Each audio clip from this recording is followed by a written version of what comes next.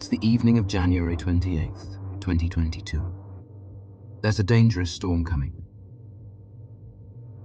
It's still early, as friends and family begin gathering at the Albert home.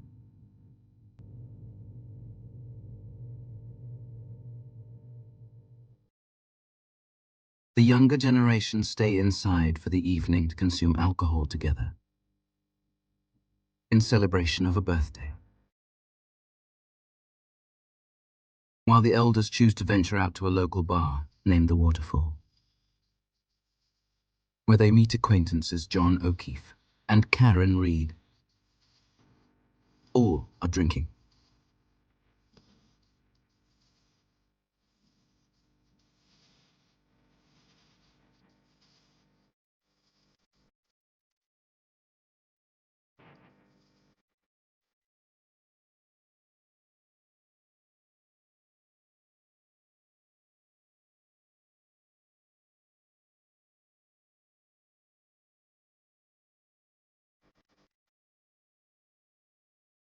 At about 12:15, they return from the bar.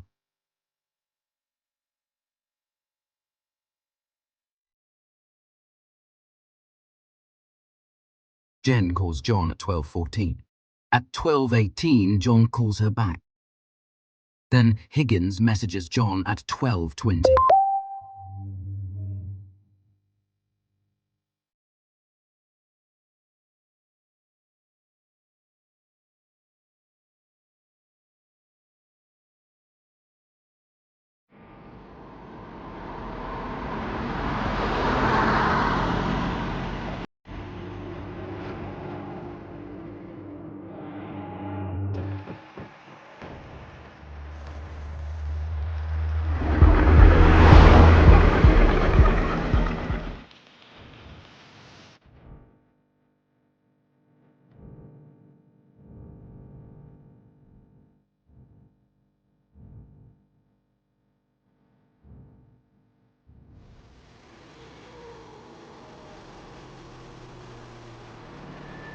Between 12:23 and 24, Karen and John arrive.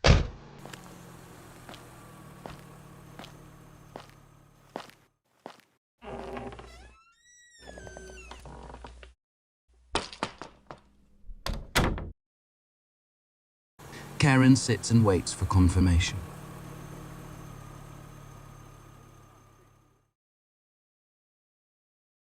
She watches as John approaches, looks inside, and walks through the door. It's the last time she'll see him in good health.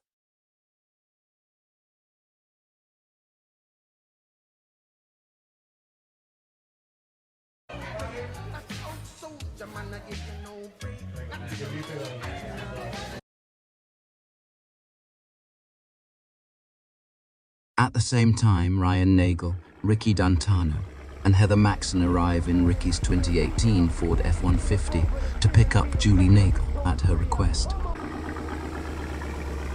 causing the Lexus to move forward, the first time.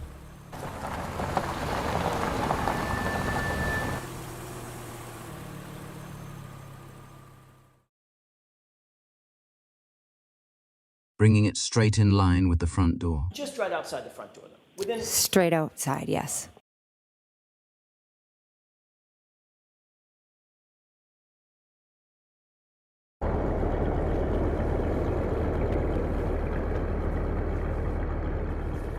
The vehicles remain in these positions for a number of minutes while they both wait.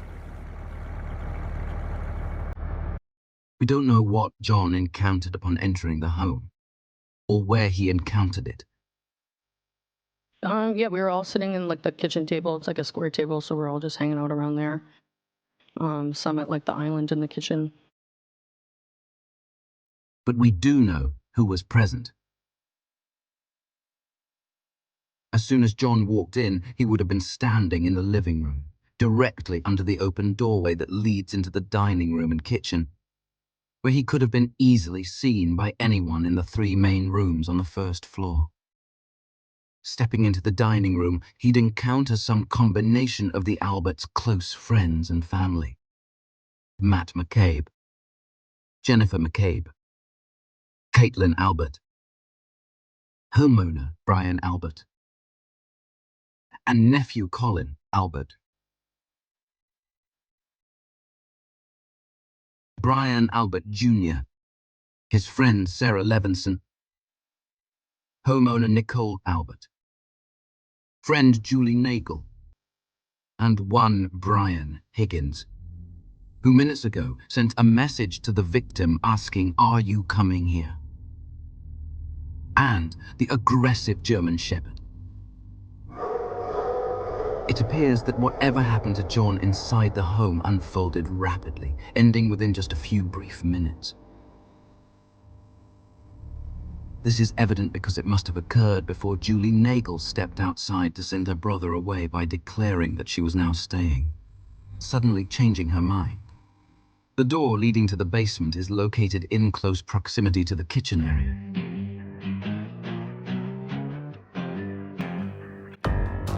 John's Apple Health data indicates that he ascended or descended 3 flights of stairs and took 80 steps between 12:22 and 12:24.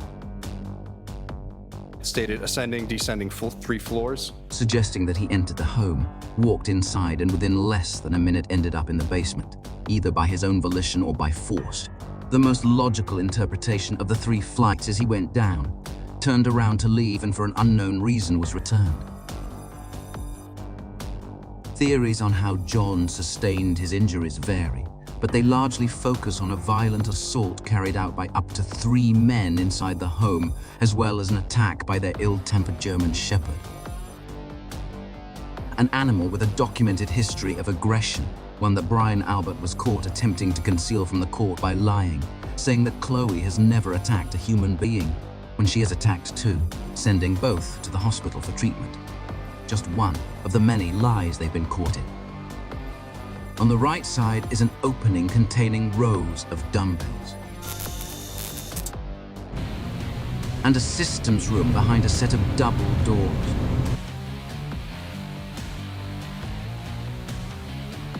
A bathroom straight ahead, and stairs exiting directly to the backyard.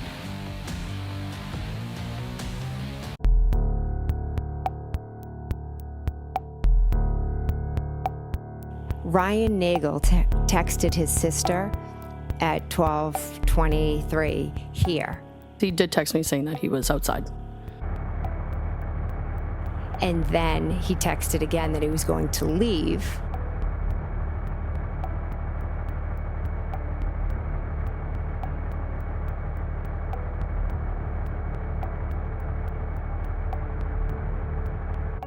Then Julie Nagel went outside.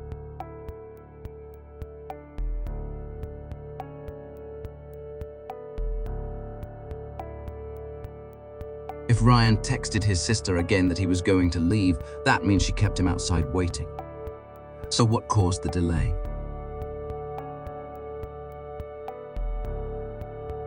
The timeline indicates that John entered the home, triggering a violent confrontation that unfolded quickly.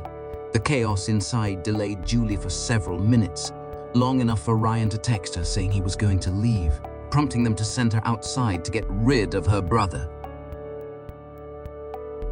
Within the 4 walls of 34 Fairview Road, they had a full-blown crisis on their hands, one that needed to be contained fast. It's nearly 12:30 a.m.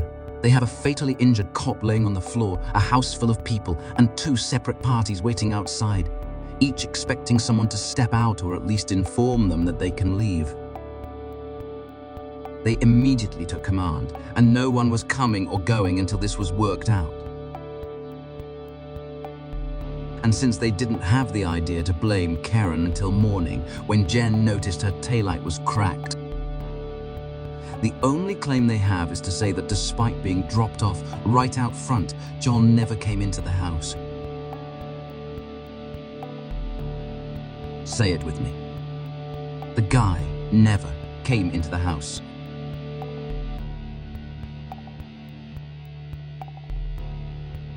At 12:27, after sending Julie outside, Jen starts using her phone to build that alibi. But Karen is still out there, and they don't know why. As soon as you saw Miss Reed's SUV, you texted John. Is that right? Correct.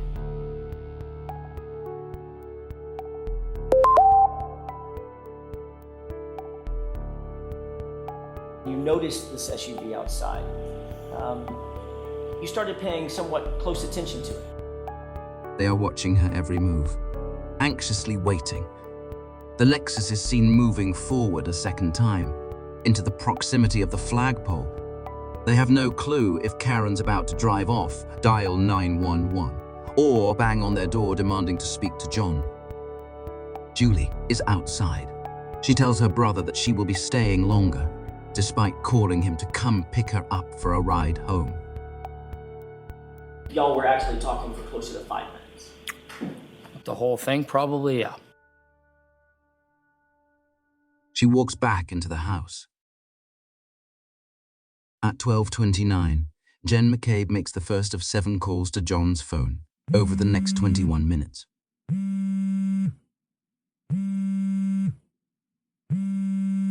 Although she insists that each of these calls were made unknowingly and completely accidentally, not a single voicemail was recorded, implying that she not only inadvertently made the calls, but she also inadvertently hung up before voicemail was triggered. An absurd proposition that any rational person must reject on its face. You claimed that every one of these calls was a butt dial. Is that right? Yes. Definitive evidence that they are hiding something. The chances of this set of anomalies occurring at the exact time required to support her alibi are impossibly low. 14 interfaces with that phone over the course of 19 minutes. Those calls were later deleted, and she doesn't have an answer for that either. We are being asked to take Jen at her word when she has every motive to shift the blame away from herself and her family. Ryan Nagel watches Julie entering the side door as they pull away.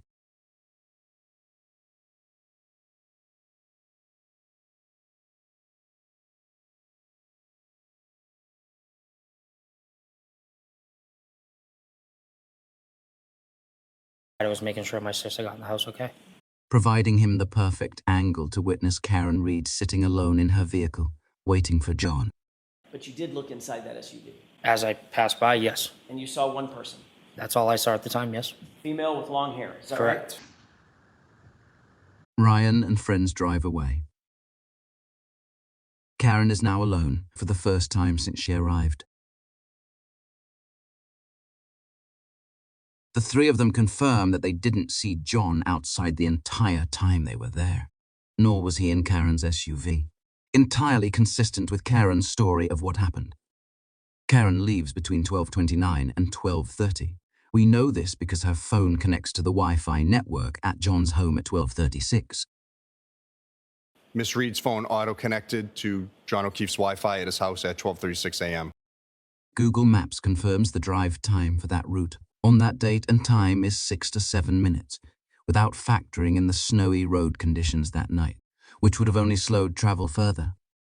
That means the latest Karen Reed could have left 34 Fairview Road, according to the data we have, is 12:30 a.m. Around 12:45 in the morning, when the vehicle was in front of the residence on Fairview, that for some perceptible period of time, that vehicle travels over 60 feet in reverse at over approximately 24.2 miles per hour. What kind of charade is this? The lead prosecutor is standing in front of an unknowing jury and claiming the defendant committed murder 15 minutes after she left the premises. Shameful. Using such flimsy and misleading information to pin a crime on an innocent woman isn't just gross negligence. It is a crime in itself. At 12:31, you texted, "Pull behind me," to John. With no one outside, they finally have their first chance to address their next immediate problem.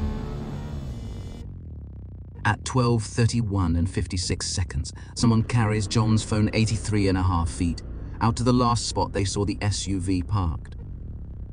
Conveniently near trees and bushes, providing enough cover to stay out of sight.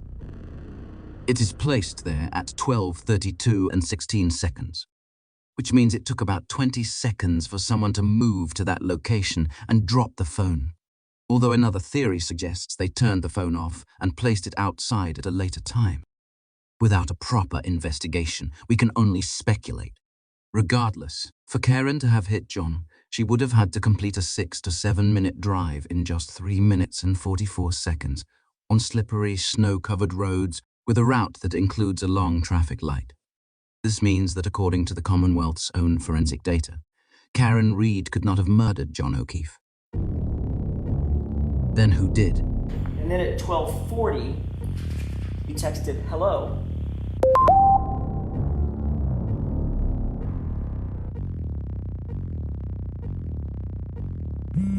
At 12:41, Jen makes call number 2 of this series. 54 seconds later, call number 3. And at 12:42, you texted, where are you?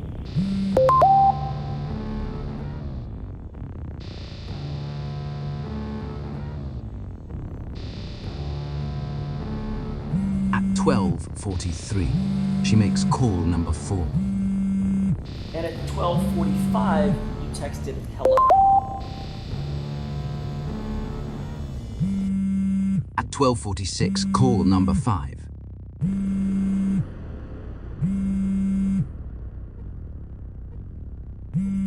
At 12:47, call number 6.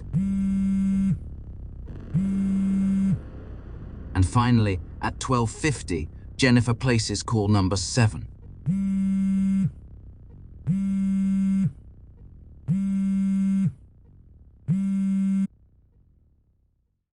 A highly suspicious pattern of calls. But what's even more interesting is that Jen originally told police that she saw Karen pulling away at 12:45, specifically remembered because it coincided with her last text to John stating hello, which means Jennifer has been caught in another lie, and that she was attempting to place the SUV outside when it was already back at John's house for nearly 10 minutes. You were also interviewed by Trooper Proctor on January 29th, 2022. Jen has also adjusted her story since the beginning to accommodate the Commonwealth's evolving theory. The flagpole was always the last place the SUV had been seen, until Jen testifies here. When I first saw the vehicle, it was straight ahead, out the front door, stationary.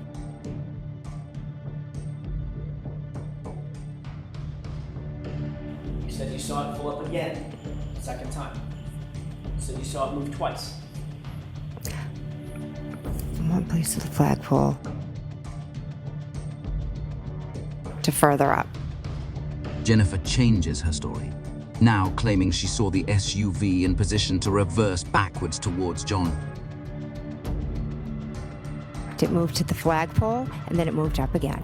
And like they did over and over again in the first trial to explain why the new story doesn't match the first, they blame police incompetence. No one has done more to damage the reputation of cops everywhere than these people. So as Trooper Proctor was taking notes about what you were saying, he just got it wrong. At no time did you hear any noise or sound outside that was unusual? No. You didn't hear any squealing of tires or squealing of brakes? No.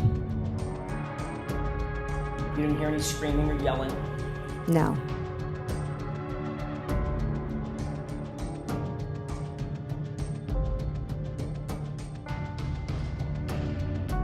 You didn't hear any loud voices or foul language or doors slam?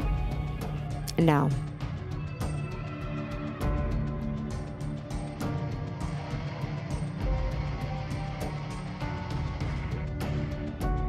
You didn't hear any verbal argument?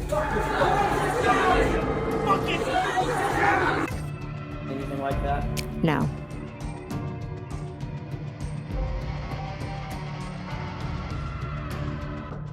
But I was just picking up the area, cleaning.